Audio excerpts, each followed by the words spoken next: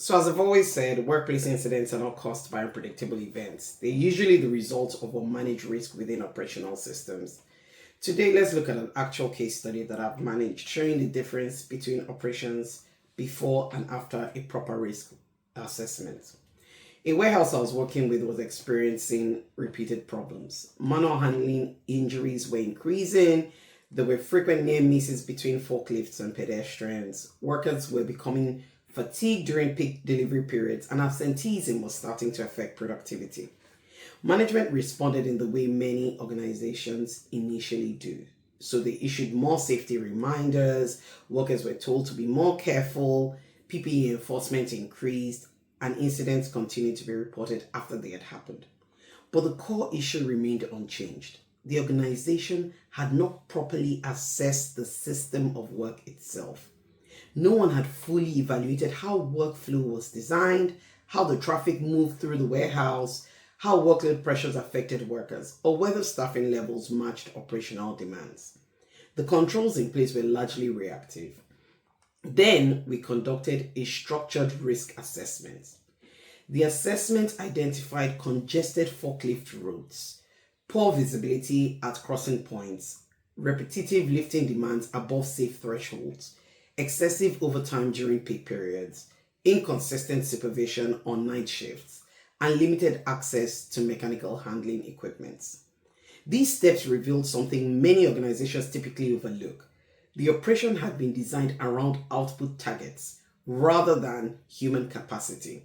So once the risks were properly assessed, the organization shifted from reacting to incidents to redesigning the system, and the findings completely changed the conversation.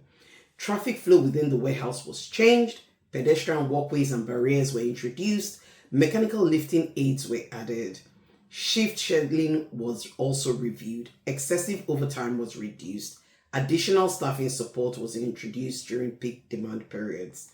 Supervisors began conducting pre-task risk reviews before high-risk activities.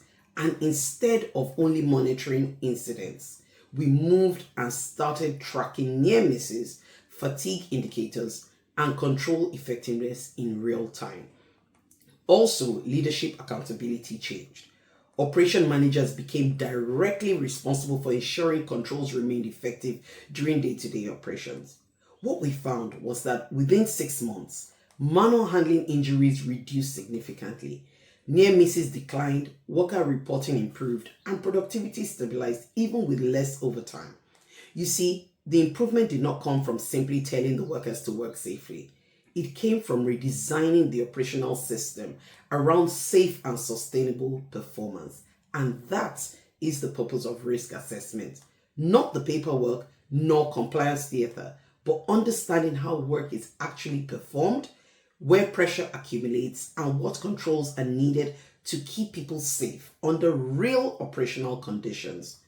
Properly designing your workflow systems helps organizations move from relying on vigilance alone to building systems that make safe performance possible.